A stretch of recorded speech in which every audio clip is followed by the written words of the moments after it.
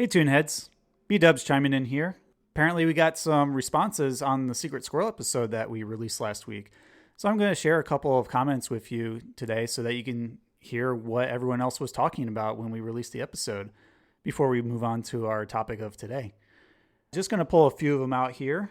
From YouTube, the fantastic Retro Reviewer 3941 says, I have nothing against Jess Harnell doing his own voice of Secret Squirrel, but Mel Blanc still did it better. Thank you for chiming in. I didn't grow up with Secret Squirrel, as you know, but I can see why you enjoy his performance when he's voicing Secret Squirrel. I mean, like Bugs Bunny, he's got a lot of charisma and personality, even if it is a little more on the basic level. But yeah, he still makes the character noteworthy and watchable. So I appreciate you sharing your perspective. We also have J Aramis25 over on Instagram. He says, I connected more with the Two Stupid Dogs Secret Squirrel myself, LOL, especially the Platypus episode. Yeah, I agree with you there. I vaguely remember the Platypus episode. I think that's the one where they do a bunch of body part switching with Morocco Mole, Secret Squirrel, and the Chief. And that was a lot of fun. And I can see that there are some similarities you can identify with how Platypus acts and looks as a character. So thank you for sharing that. And hope to hear from all you ToonHeads a little bit more as we continue on this journey of Cartoon Network together. All right, back to the main topic. Oh yeah! Now for the secret of schmoozin'. The rapture of rap, the snap, crackle, pop of cool. Hire a secretary, boys. Bingo! Now this, no peeking. This will be a day you'll never forget. Pinch yourself, boys. Swimsuits of the gods. Well, okay, they're my brothers. My word. They look like napkins. Cool box, Eddy. Welcome to Checker Childhood, a classic Cartoon Network podcast covering many, many years of Cartoon Network's history. I'm funky. I'm fresh. Hi, the Powerhouse Girls. Hi. Not now, boy. I'm busy. Tonight's the third night. Greetings, ToonHeads. It's your buddy and host, BDubs, and this is Checker Childhood, a classic Cartoon Network podcast dedicated to all things animation from the 1990s and early 2000s. Today, we're looking for a way to make a quick buck off of some unsuspecting neighborhood kids so we can enjoy a Jawbreaker or two in our favorite Ed, and Eddy episodes. This format of our podcast is much more off the cuff than our top 10, even though they have a slight similarity in listing items under a common theme. For our favorites, we pick around 3 to 7 entries and speak more to our memories of them than through an objective analytical lens list by list item. There's no episode info, no particular order, and no dishonorable mentions because why would it be on here if it wasn't a favorite? However, feel free to share your own favorites in the comments on YouTube or on podcast platforms that allow commenting. Or you can just email me at checkerchildhood@gmail.com and share some of your own favorites. What I love most about this exercise is remembering the connections I made to these specific episodes. And I'm sure you will too have a few conjured up in your mind as we take a trip down memory lane to the Cul-De-Sac together. Ready for a suburban nostalgia bomb? All right, let's dive in.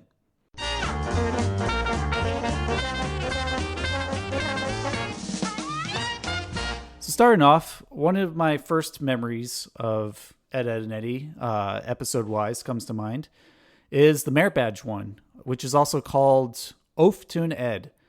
I remember the kids had like super stiff, flat clothes that they tried walking around in. I particularly loved when Ed opened his stiff clothes like a door and closed it. That was fun. A lot of great visual gags here. And apparently to fix the stiffness and to break them in, they threw him in the pond and Ed acted as like the spinner of a washing machine, which was pretty funny. This one stood out to me as a memory because I related to it as a young Boy Scout in 2000, earning merit badges and finding a way to stand out among the rest of the scouts in the troop. And it wasn't something that came that naturally to me. I'd definitely work hard at it and get help from other people and even scout leaders to earn all the badges that I've amassed to the point where I became an Eagle Scout with a record for the troop for holding some of the most merit badges earned during my scout tenure.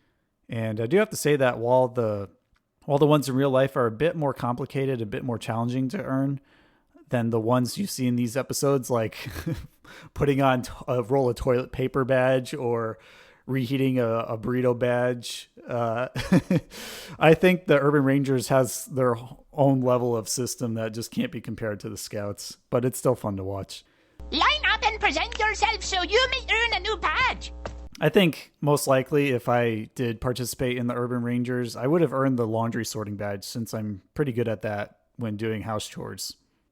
I also like the thought of the hedge trimming badge back when I used to work at a park because it helped me remember like to make nice level cuts when trimming the pieces off of it. One quote that comes to mind when I when I remember this episode is just some of the absurd things Rolf spouts. And in particular, this one got to me. Rolf says, "Seeing you covered in filth reminds me of my youth." And I guess that's in reference to the microwave bean burrito that exploded onto Rolf and the Eds after they reheated it. And boy, do I love a good bean burrito. I know how it is when it gets a little bit too messy when you set it on high for too long. Something else that sticks in my memory about this episode is just Sarah being a complete jerk when she's standing in as the good neighbor for Eddy to earn that good neighbor badge. And it really boiled my blood seeing her constantly antagonize him and torment Eddy, because I felt that, you know, there are times in life where you try to be nice to people and they're just, for whatever reason, they just want to be nasty to you and make your day miserable. And it's very hard to maintain your composure in those tough instances. Hello, neighbor. I just thought... Goo.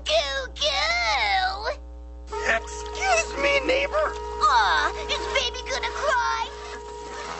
So it felt very cathartic to see Eddy just shout at her so loud that her cardboard house collapsed. Yeah. Shut up, Sarah! Sometimes I wonder also how Plank earned all of his badges, because we see him at the end before the short Iris is out, and maybe he's just better at earning, or maybe he's just better at performing simple tasks thanks to Johnny's help, or maybe he's just able of getting up and walking around when we're not looking at the cartoon. Makes you wonder. Moving on, my second favorite that I recall from Ed, Edd and Eddy is the River Cruise one, which is called Avast Ye Eds. This one stood out to me mainly for the music. I really loved Ed's lap guitar solo, even though I had no idea what he was playing at first. I knew it sounded kind of like a guitar, kind of like music you'd hear when you arrived on a vacation to Hawaii. But it really entranced me to the point where I had to keep rewinding it when I recorded the episode on VHS tape back in the early 2000s. This instrument is so annoying.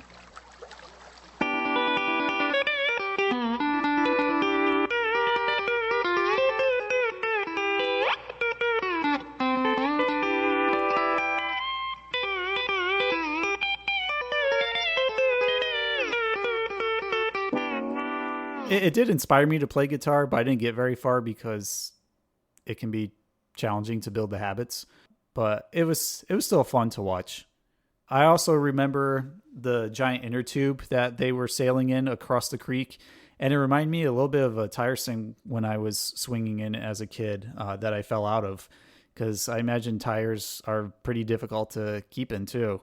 I also remember swimming down Typhoon Lagoon at one of the Walt Disney water parks when I was a kid, and thinking of this episode because pretty much the lazy river there felt just like Eddy's Creek Cruise, with all the people just hanging around and tropical music playing in the background. It's a fun little detail too, now that I remember it, is how Ed is the motor of the ship, where he's just kicking and paddling for them to be moving forward. And then when they try to get away from the Canker sisters who take their little pirate ship mattress and sail behind them to catch up, him using his mouth as a high-speed motor to get away from this is quite humorous. And that's something I really love about Ed, Edd and Eddy episodes, is they do the visual gags in extreme absurd Looney Tune type gags really well. So my hat's off to Danny Antonucci for making a memorable cartoon in that regard. Kick my feet, kick my feet. Faster, Ed! Kick my feet faster, kick my feet faster. Kick my feet faster. I want to be their barnacle of love. Barnacle! This is the first memory I have of the Kanker sisters of being like very repulsive with their like crass barbaric behavior. But they still had a certain allure to them. It was weird. And probably because I was, going through puberty at the time, I got mixed feelings from seeing them on the screen. Definitely had a crush on the blue-haired one, so I guess I relate mostly to Double D as being the smart one of the group. Really love Ed's "kick my feet" narration as he's paddling the boat down the creek further.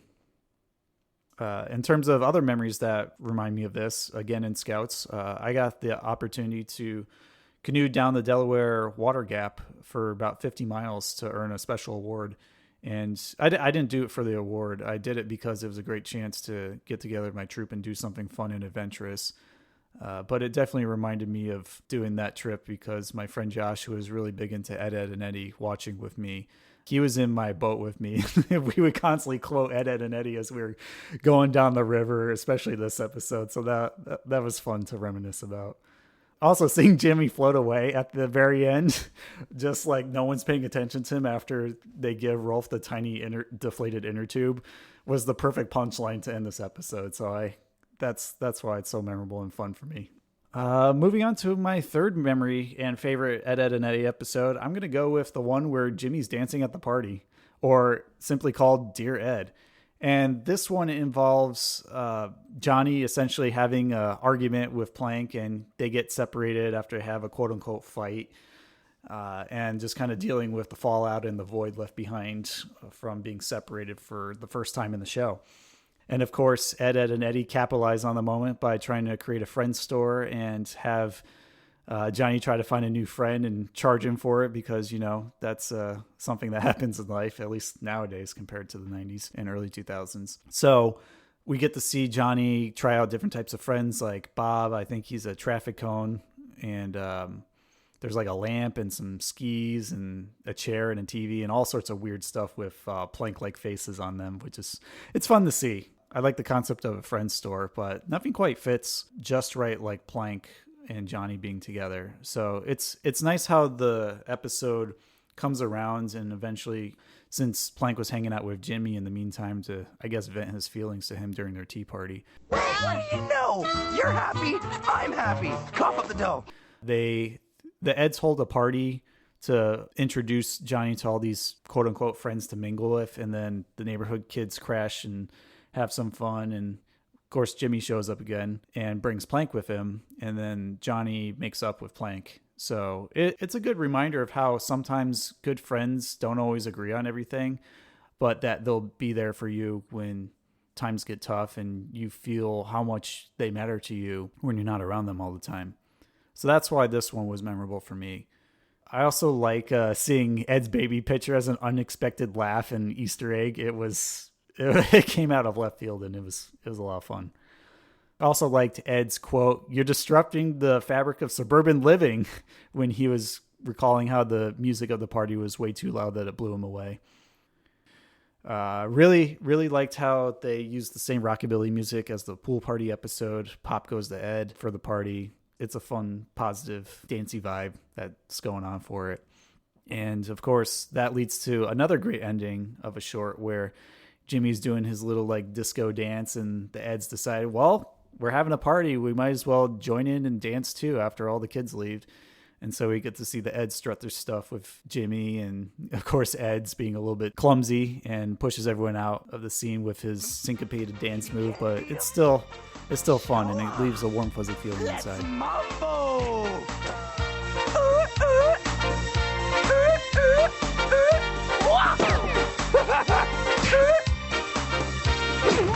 And syncopated style.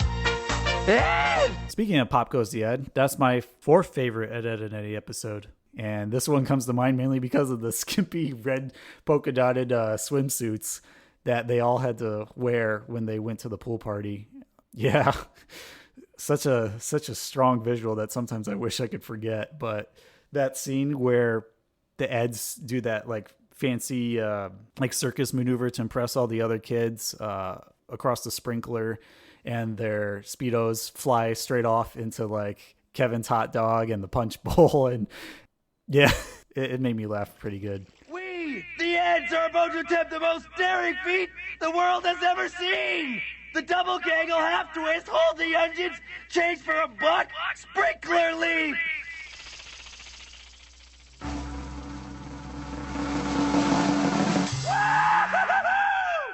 It also reminded me of when I actually had to wear Speedos for the first time growing up, because we had this family reunion where all the guys had this idea to wear them, like really skimpy Speedos, and mine was very tight and red like the Eds. And the challenge was to like go as far as you could into the ocean at the beach house we were staying at. And of course I was last because it was very constricting trying to swim in something I'm not familiar with. And so the two memories are often associated with each other, and I make sure that I wear swim trunks from now on, since they definitely give you more room to breathe and move. This episode is a deep memory for me, though, because I remember having pool parties a lot as a kid and really enjoying the atmosphere of them, hanging out with your friends, and even crashing my uncle's pool party because he was a teen in the early 90s, and just being like excited but also scared at the same time because there was a bunch of high schoolers there I didn't know. But it looked like they were having fun. So, I ended up showing up, just cannonballing into the pool like the Eds to make a good impression, and pretty much everyone else ignored me, so I left after that. But it's just a memory that comes to mind. I think the coast is clear now, Eddie. All right, I think for my fifth favorite Ed and Eddy episode, I'm going to go with one that resonates with a lot of people, which is the Breaking Reality one, or 1 + 1 = Ed is the proper title. This one I really enjoy, not only for the visuals, but for the fact that Ed genuinely gets curious about a lot of things and shows some higher order thinking that we don't normally see from him. Like, one of the questions he asks, why do feet smell if they don't have a nose? And the way he phrases that is so delightfully elegant that it sparks my curiosity and see where they go with constantly asking questions further. And of course, it's in the pursuit of knowledge and somehow earning a lot of money from that, which I guess our reality, not cartoon reality, you would obtain money by earning a degree, but it's questionable these days with everything falling apart. But I do enjoy the premise of this episode because it reminds me a lot of that Daffy Duck episode of Looney Tunes where like the animator is interacting with Daffy Duck and he's like changing the appearance of Daffy Duck and taking away his voice and adding a bunch of weird sounds. And it just feels like one of those moments that breaks the fourth wall and you're highly aware of what's going on, but you're along for the ride anyways. So it's worth checking out even if you've never seen Ed and Eddy before. I really liked Ed's quote where he said, "I took it apart, Double D. Am I smart now?" Which sometimes I feel like being able to disassemble something and reassemble something does have its merits, or you learn something in the process. So another smart quote by Ed. Think how if we knew everything, we would be... If we knew everything, we would be so famous. Wait, yeah, and rich. Like potato salad? It also reminded me of Rolf's weird story about the ugly boy who hit his head on a tree and thought these giant oranges were heads too hanging from it. I think that's what triggered the reality unraveling in this episode. And it just reminds me how weird Rolf is. But then again, apparently a 3-headed version of him which shows up isn't quite that weird, according to Eddy, who was bored. Hello, Ed boys. Many doors, yes? Too much for couch potato Ed boys like yourself. Yeah, that's a fun one. Go revisit it. I loved revisiting it too. It was just as fun as when I first watched it. I do want to mention an honorable mention episode that also came to mind when creating this list, which is the Making Johnny Annoying one, or Shoe Ed is the official title. Johnny basically wears an annoying suit with a block on his foot, randomly poking people too hard and constantly asking them why in order to serve out a scam where the Eds get money to make him go away. So they pretty much just plant him in social settings, irritate the kids, and then take him out once they get paid. And I think for a while it did work, but I don't remember the outcome. So I'll have to revisit that one again. Why? Because you're stupid! Just Johnny's suit and his like aloof eagerness to be annoying to everyone. It really, I found that amusing. So that's why I had to make this list in some form. Hello. An original scene transition. Interesting. But that's it. This is just a very relaxed, ethereal kind of episode of Check Our Childhood. I just wanted to share some of my memories with you, whether you like them or not. Hopefully we feel a little bit more connected in sharing your memories of Ed, Edd, and Eddy 2 with me. And we can continue this nostalgia journey through Cartoon Network together. But before I close, I'm going to tell you why this matters.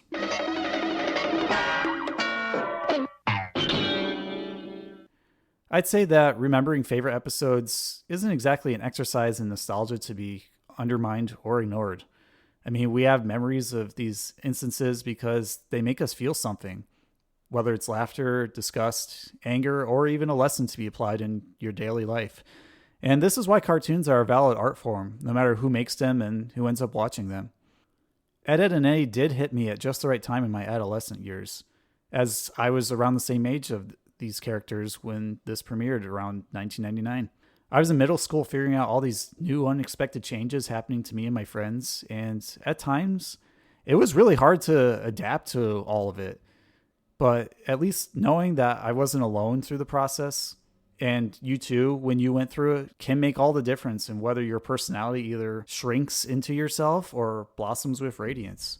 And watching the Eds go through all these things really humbles you and makes you realize that we're all in this together trying to figure out life, and that with a few good friends, we can still have some fun in the meantime too. And maybe make a quick buck so that we can go buy some candy like Jawbreakers. So yeah, that's our episode. Short, sweet, and to the point, and just a little trip down nostalgic lane. If you have some Ed, Edd, and Eddy episodes, I'd love to hear your favorites too. You can comment in the YouTube comments over on YouTube, or you can email me at checkerchildhood@gmail.com and I'll share them in a future episode segment. If you did enjoy this episode, you can also rate and review this podcast over on Apple, Spotify, YouTube, or wherever else you listen to your preferred podcast platforms. If you do, I'll share your review with our fellow listeners, as I mentioned before. Don't forget to tell a friend too, so they can share the sweet waves of Cartoon Network nostalgia with us, as we got many more to cover with our topics ahead.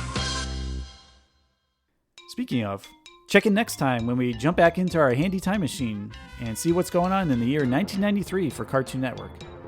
Plus, we'll go a little bit more in depth into one particular novelty that is just now being celebrated as a cult classic of lost media. Just who is this mysterious figure, and what events will we peruse through in this year? You simply have to listen in episode 8 to find out.